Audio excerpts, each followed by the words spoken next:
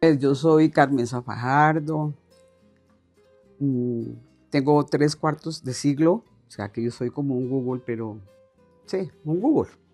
Tengo mucho conocimiento, gracias a Dios. Fui maestra 45 años. Estuve en Santander y acá en Bogotá, estuve en Silvania, Nelita de Balsálice y luego en colegios distritales, en colegios, perdón, en ese tiempo era colegios cooperativos, o sea que yo era como prestada a esos colegios, o sea, el Ministerio de Educación me prestaba ya a esos colegios cooperativos, que eso eran particulares. Finalmente llegué a colegio distrital y en el colegio distrital pues trabajé 20 años, en Santander trabajé 10 y así sucesivamente pues he disfrutado mi carrera. Soy bióloga y química, hice un posgrado en educación para la salud.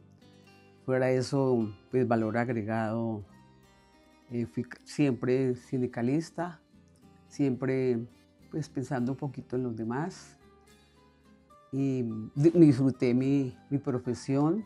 Soy bióloga y química, como dije anteriormente, y pude colaborar en mis colegios, donde estuve, como tal vez tengo un temperamento muy colaborativo, entonces en todas las grupos, en todas las, bullicios del colegio siempre estaba. Estuve participando en la Ley General de Educación, que fue pues una ley que fue elaborada por los maestros y siempre estuve delegada, estuve colaborando en esa ley de educación de los maestros y en muchas cosas. O sea, uno como docente colabora en consejos directivos, que eso salió a raíz de la Ley General de Educación. Y aprende uno mucho, porque el hecho de ser uno maestro, pues eso que implica, que uno realmente siempre esté estudiando. Gracias a Dios me tocó con adolescentes y tal vez logré inspirarlos, logré que ellos soñaran como soñé yo para poder llegar a donde estoy. ¿Qué más les cuento? Y eso, me siento una mujer bendecida porque en mi época era muy, muy complicado que uno pudiera ir a la universidad y lo logré. Y entonces por eso pues creo que disfruté la vida y me ha permitido ayudarle a otros. Sigo estudiando porque me gusta mucho estudiar. Ojalá todo el mundo tuviera ese deseo de estudiar, de leer, que es donde uno aprende cómo es el mundo, ahora con todas las posibilidades que hay de utilizar el internet. Eso es una belleza. Que la gente diga que no puede estudiar, no se le cree, porque ahorita hay muchas formas de estudiar, mucha comodidad, diferente a nuestra época. ¿Qué digo de mi época? Somos en esta casa 7 hermanos, 2 mujeres y mis hermanos. Entre ellos está Luis Eduardo Fajardo, que es muy reconocido en el resguardo.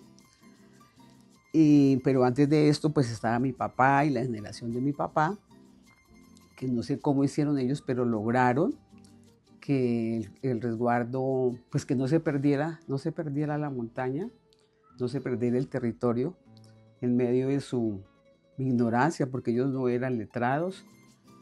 Lograron pues mantener la montaña.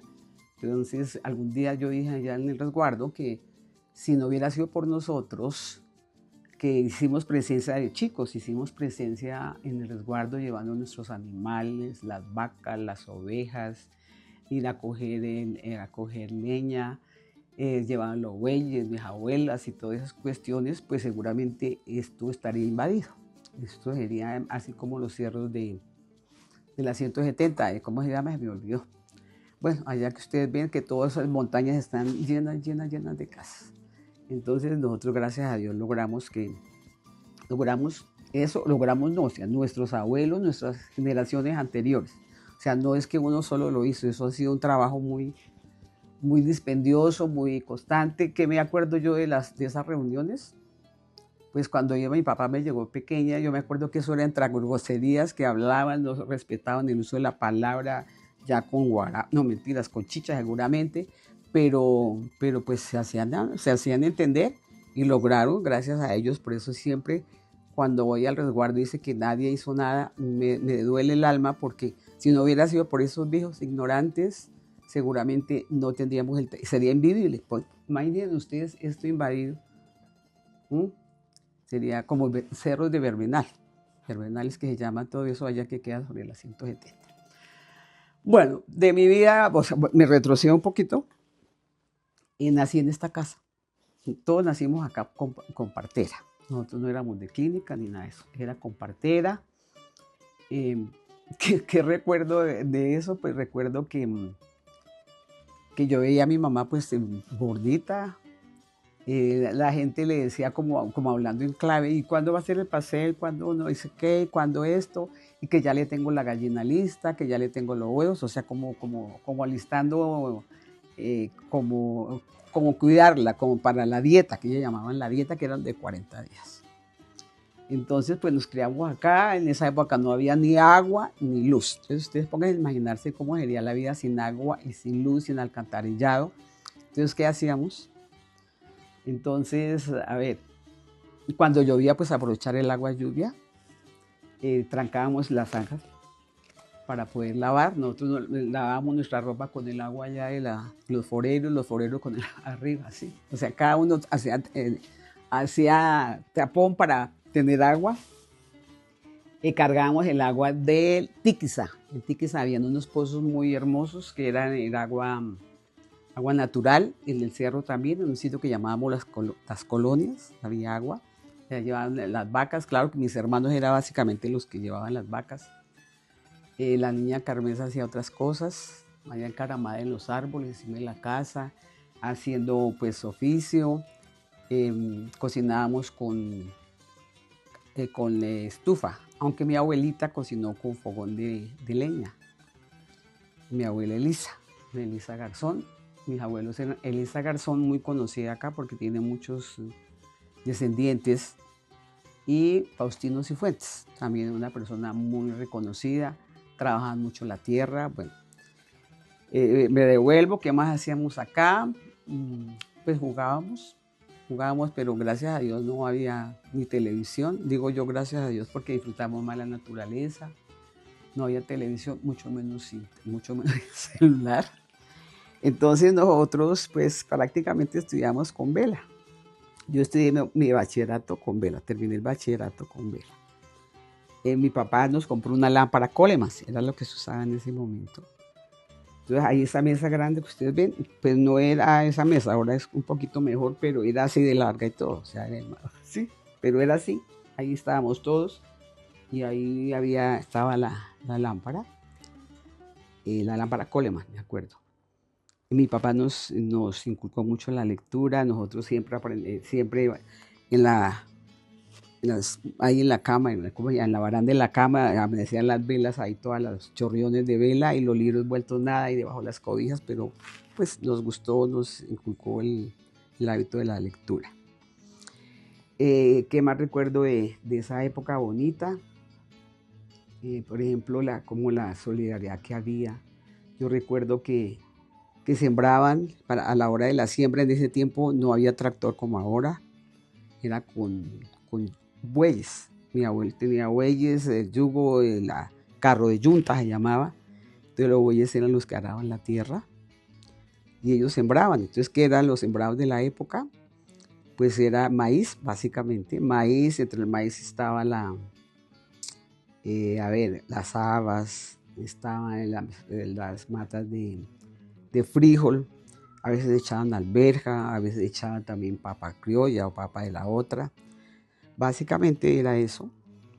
Era como, bueno, y cuando se cogía el maíz, pues hacer las ricas arepas en chisgua. Una chisgua, pues me imagino que ustedes la conocen. Y la mazamorra, que eso era era tallos, con habas, con frijoles, con alberjas. Era lo que ahora llaman mazamorra chiquita. A uno no le daba pereza, pues todos los días que uno renegaba, a veces se ponía bravo porque todos los días mazamorra decíamos, le llamábamos mazamorra, pero eso implicaba, pues, a ver,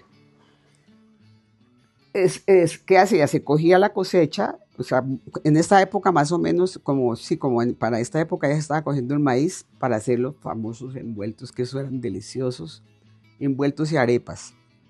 Y el maíz que sobraba, pues se guardaba para el año siguiente, pero entonces lo guardaban en costales secos y se iba moliendo. Se iba moliendo y ahí sacábamos, pues la harina prácticamente era como autoconsumo, o sea, nunca se vendía eso, pero era pues autoconsumo. Entonces hacer lo mismo, las mismas arepas, los mismos envueltos. Esa era básicamente la alimentación de la época.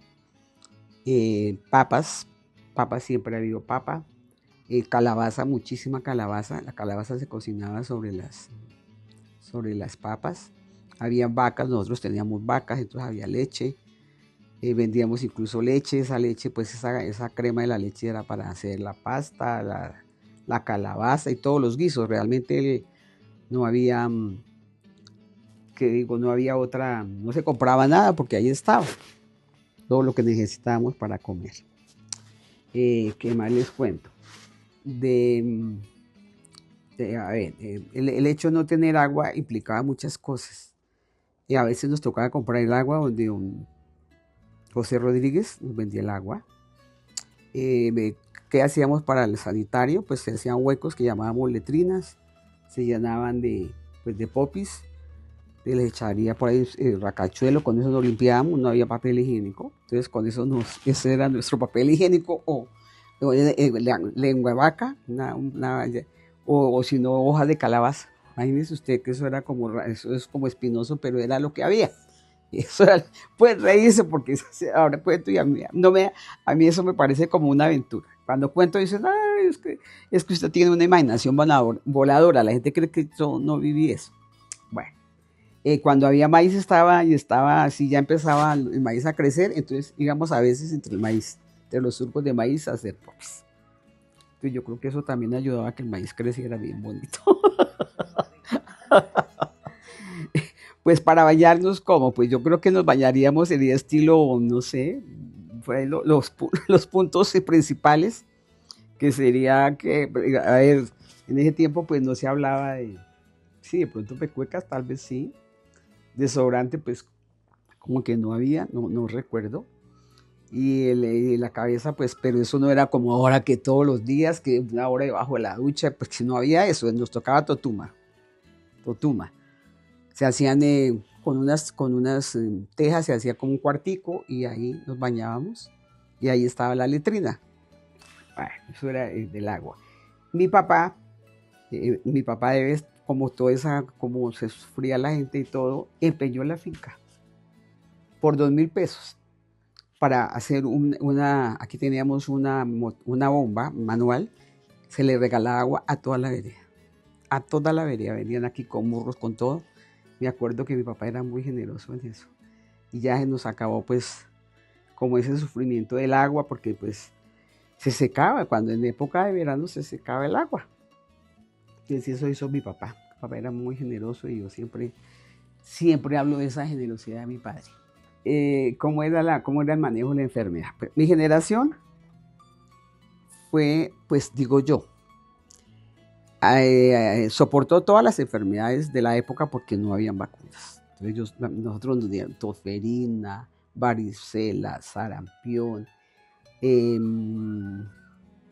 más? ¿Qué otra enfermedad de la época? Paperas. Bueno, todas las enfermedades de la época. ¿Cómo nos las curaban? Me acuerdo que cuando teníamos la tosferina, acá al frente que vivía mi padrino Luis, o sea, el esposo de una tía de Lola, le hacían levantar los cabros a que le oliéramos el rabo, el rabo, el culo a los cabros. Eso olía a inmundo, a inmundo, a inmundo, y ese era como un tipo de remedio. De resto, pues todo lo que había en la huerta, siempre la huerta, es decir, por eso yo siempre admiro a mi mamá y de las mujeres de la época, porque nos dieron vida, pero también custodiaron nuestra vida. O sea que la huerta prácticamente era como la botica, era como un laboratorio donde conseguían todas las hierbas. Si no había acá, pues entonces de mi abuela, o si no hay en el cerro, íbamos por muchas, por ejemplo, para la tos, recuerdo que iban por florecitas blancas que se llamaban totes y la moradita se iban para la tos. Y acá pues encontramos que el sauco, que la papayuela, que el durazno, que eso era para la gripa. Pero para todavía había hierbabuena, que cuando le dolía el estómago, que la ortiga para cuando le salían las ronchas de las alergias, el paico, ay, Dios, el paico era inmundo, pero eso sí recuerdo que era como una orden de tal vez municipal, porque pues con ese problema tan, es decir, había mucha suciedad, o sea, no se puede hablar que éramos como el ejemplo de echado de salud. Entonces, en vacaciones, oiga bien, ustedes se van a pasear, nosotros en vacaciones nos tocaba prácticamente unos 3, 4 días tomar, hacer agua de apio, que tengo, no, de paico. Ahorita les muestro, yo creo que usted no lo conoce, no sé, bueno, se los voy a dar a conocer. Y vendían un remedio que se llama vermífugo nacional, un frasco blanco, que eso, no, mejor dicho, eso le da uno vómito de oler eso tan horrible. Entonces nos hacía tomar eso, nos tocaba en vacaciones tomar eso. Entonces, ¿qué hacía uno eso? Eran lombrices. Eso era, haga de cuenta que estuviéramos arrojando un poco un plato de espaguetis, así. Era lombriz intestinal así, pero eran muchas, muchas, muchas. Esa era la purga y creo que fue bendecida porque pues ahí estamos, mire, todavía estamos. ¿Qué otra cosa le digo de las hierbas? Por ejemplo, yo personalmente prácticamente fui al médico hasta cuando entré a trabajar, a los 21 años. Pero antes de eso, yo sufrí de algo que se llama sinusitis. Entonces me dieron un remedio. ¿Cuál era el remedio? Algo que era de la familia como el estropajo, una bolita que uno le echaba en el agua y aspiraba, como una tisana. Esa, pues inicialmente no me dio nada, no me hizo, creo que tenía como un poco perdido el olfato. Entonces ya como a la semana me empieza es una mocarria inmunda con sangre. Yo dije, no, peor, en lugar de aliviarme me fregué. Pero no, poco a poco me fue pasando. Y eso, por ejemplo, que recuerdo. Y otra que recuerdo muchísimo de las hierbas caseras, pues es la ortiga blanca. Yo cuando llego a Bucaramanga se me desarrolla una alergia tenaz. Y llego acá y mi mamá me dice que la ortiga, como por allá no se da, o sea, cada sitio tiene como su propio hábitat, entonces las hierbas son diferentes.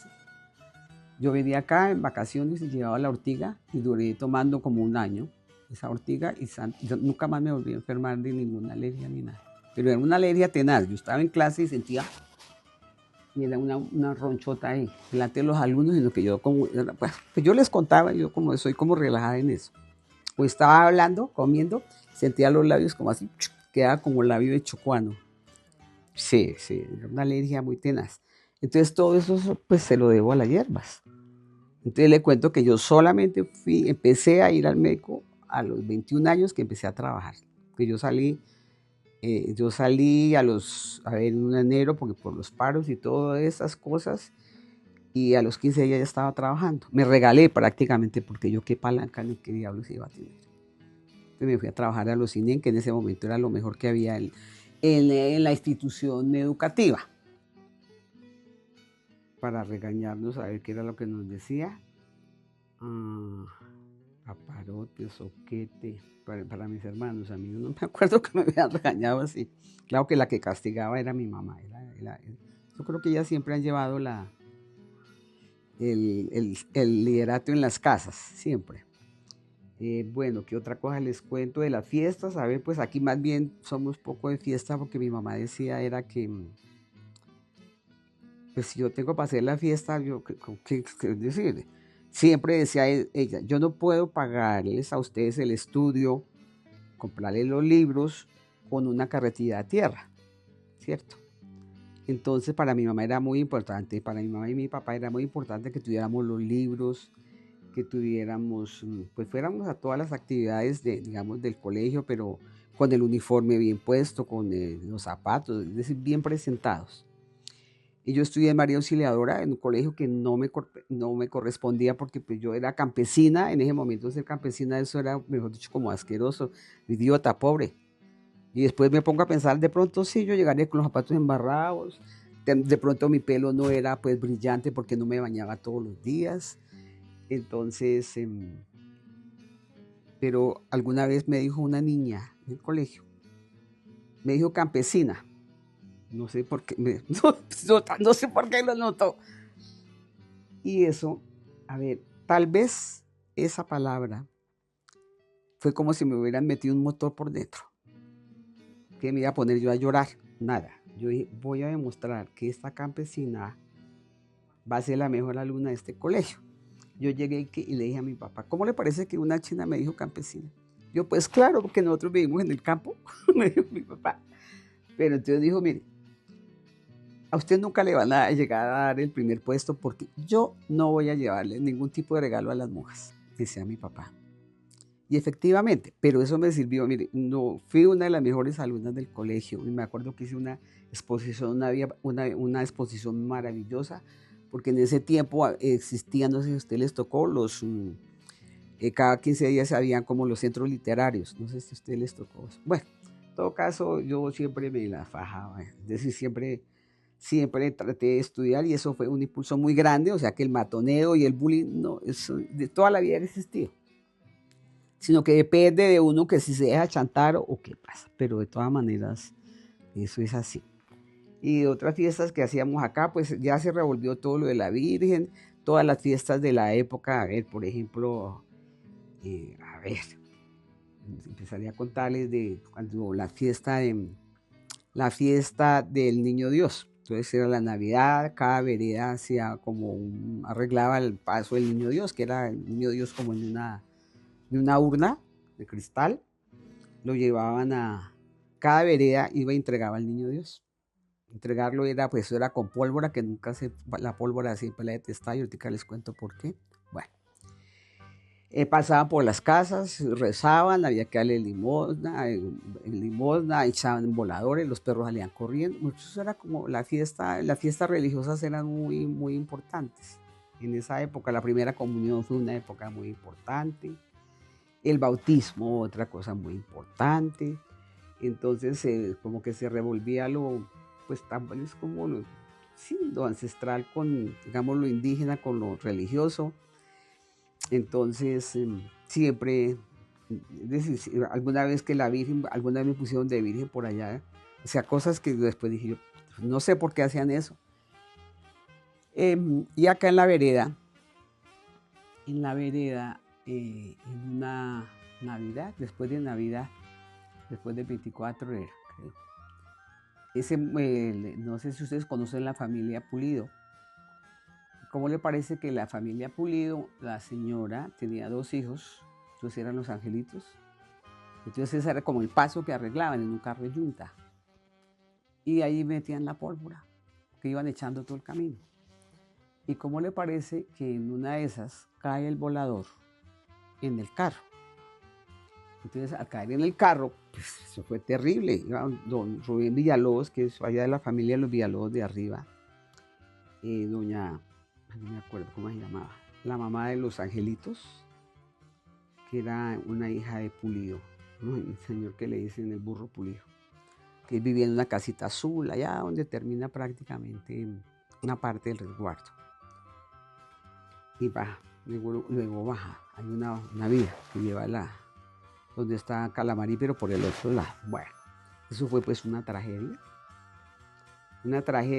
y pues que murió la señora, la mamá de los angelitos. Robin como que quedó pues desnudo, no murió, pero quedar desnudo en esa época cuando era pecado mostrar el cuerpo, mamita.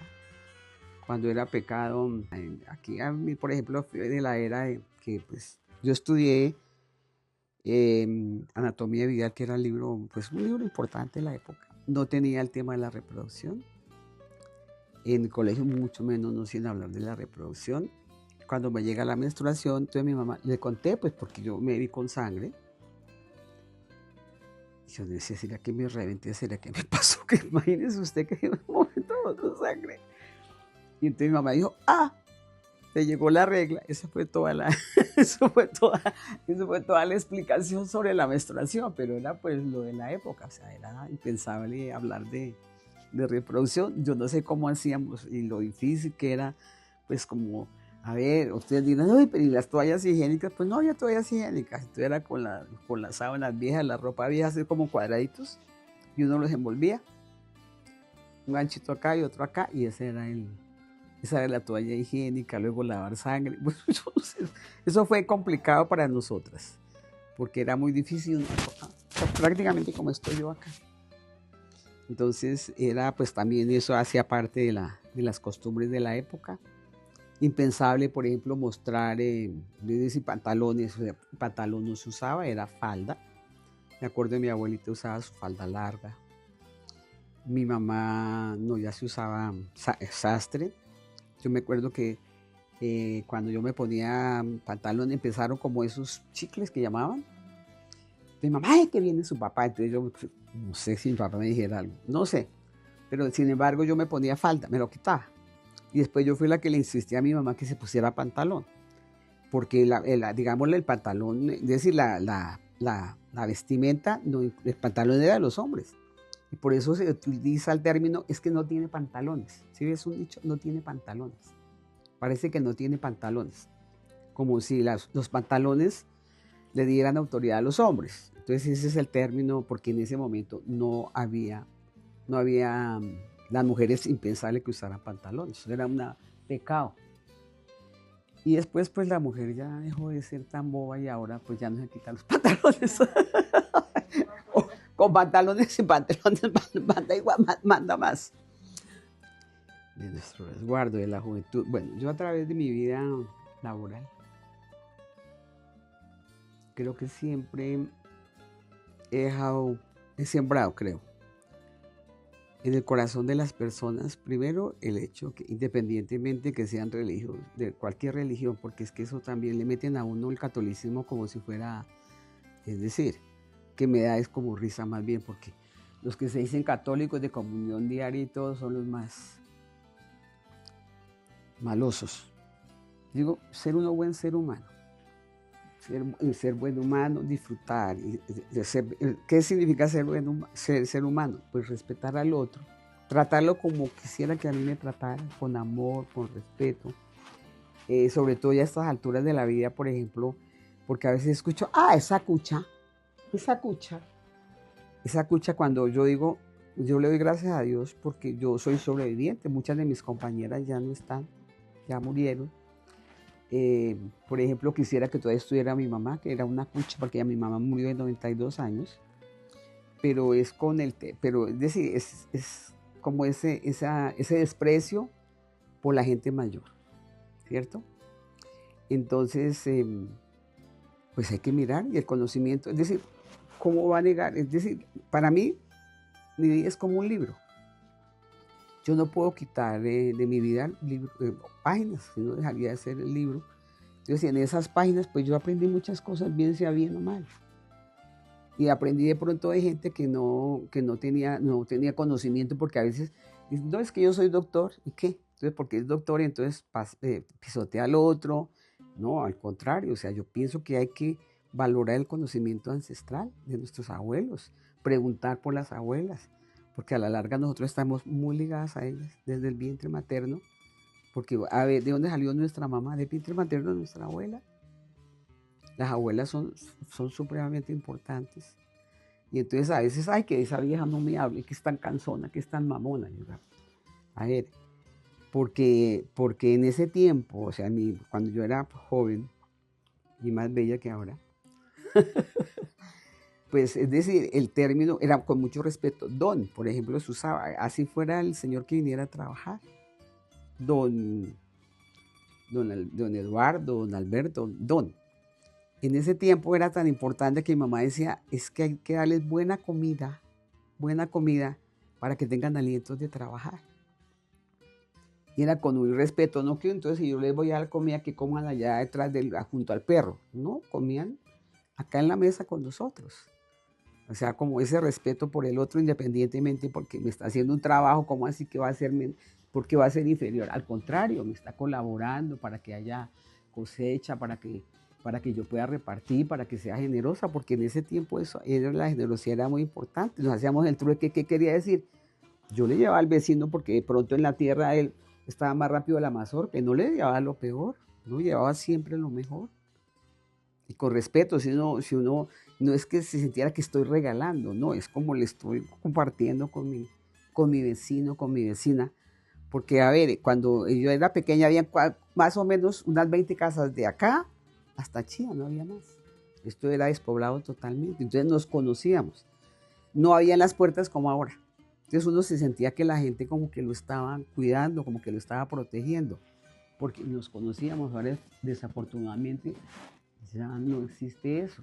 Entonces yo llamaría pues que la gente realmente pues apreciara el conocimiento, nosotros más del resguardo ancestral, que ojalá pues se pudiera hacer como un libro de todas las memorias, o sea, pero mirar todos los aspectos de la vida, no solamente a ver cómo era la comida, la vivienda, cómo se enamoraba la gente. Yo alcancé a hablar por ahí tengo unos apuntes con don Misael Calderón. Yo le decía que cómo se había enamorado, por ahí tengo cosas porque yo quería hablar con él. Y hay otro señor con el cual quiero hablar, que es Pachón, porque pues eso es la memoria histórica. Sí, a ver, si nosotros pensamos que solamente los que ya en este momento manejan el computador y todos es válido ese conocimiento, entonces la humanidad no hubiera hecho nada. Es decir, se hubiera perdido todo el conocimiento de la humanidad. Porque antes, ¿cómo nos comunicábamos? A través de señas, luego a través de la palabra es muy importante, no necesariamente los libros.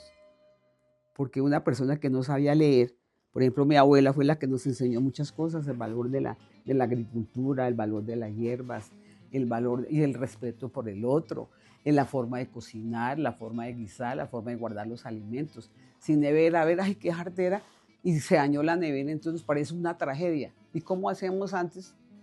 Allá colgando en el garabato y con la carne ahumada y salada, eso era lo que se hacía y se compartía con el otro. Es que ahora pues nos está educando es la televisión.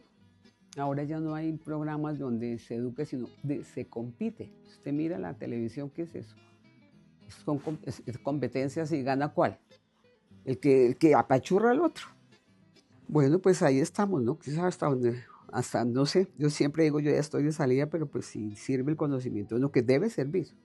O sea, desde mi punto de maestra, que impartir conocimiento y saber, los saberes, nunca, independientemente que es que aquella me cae gorda o aquel también, que no me gusta, es muy valioso. Muy valioso, hay conocimiento que no está en los libros. Porque digamos, usted le pregunta al doctor Google lo que yo estoy diciendo y de pronto les dice cosas, pero nosotros tenemos un conocimiento ancestral desde nuestros abuelos que ha pasado de generación en generación. Nosotros miramos cuántas generaciones, nomás desde la generación de mis bisabuelos, por ejemplo. Si hacemos nosotros la memoria, pues ellos nos van a contar otras cosas. Por ejemplo, yo les conté a ustedes es que nosotros nacimos acá con partera. Mi abuela decía que ella misma se atendía su parto entre los maizales. ¿Mm? Por ahí de pronto lo ayudaría de pronto a alguna vecina, o yo no sé, porque a ellas no les gustaba hablar de eso. ¿Mm? No les gustaba hablar de eso, pero entonces miremos si nosotros a veces somos desagradecidos con la vida. Porque es que la vida es decir, generar vida es tan importante, fue tan importante, de pronto espero que haya sido un acto de amor, ¿sí? Que no hubiéramos sido fruto, porque hay mucha gente que fue fruto de una violación, pero yo firmemente que fui fruto del amor. Yo siempre digo, fui la niña más deseada porque eran tres hombres y era yo. Entonces yo siempre digo, yo fui la niña más deseada del mundo. Pues por molestar, pero molestando. Yo le decía a mis alumnos, y una vida saludable, es que tener una vida saludable no significa a ustedes, porque he tenido que trabajar con niños ciegos, sordos, con problemas de aprendizaje, con problemas estos gorditos que les dicen, tantos nombres y apodos que les ponen. Entonces, yo como maestra de biología digo que la vida hay que conservarla y hay que cuidarla, pero con cosas sanas. Por ejemplo, cuando veo que aquel drogadito, digo, ¿cómo así? Cuando un niño se suicida, usted no se puede imaginar lo que me impacta a mí. Cuando me cosó de acá al resguardo, digo, ¿qué pasó? ¿Qué pasó? ¿qué pasó con estas generaciones? ¿No le parece? Ah, no, con tantos chinos que se mueran, eso no importa. A ver, porque ya se perdió el concepto de la vida, entonces es eso, o sea, ese mensaje es que nos queramos como somos. Y nuestra familia es lo más importante, porque eso reniegan de los papás, que ese viejo, que ese cucho, la mamá de la hija de la mamá, que se vaya para la calle, ¿cómo así que se vaya para la calle? Un niño, una niña, que el esposo le pegue a la esposa, que la agarre, claro que ya no se dejan las mujeres, ojalá no se dejen. Pero yo sí pienso que si nosotros somos capaces de querernos y querer al otro, hemos ganado mucho. Y querer la naturaleza, y somos, oiga bien, somos bendecidos por el hecho, nomás, mirar estas montañas, disfrutar la naturaleza, que ya a la gente tampoco le gusta sembrar. Yo voy, si yo miro, ahorita las paseo, vaya, si yo miro todas las matas que yo tengo acá en mi casa, y cuando yo veo que, no, que la huerta no existe en el resguardo, digo, ¿qué pasó?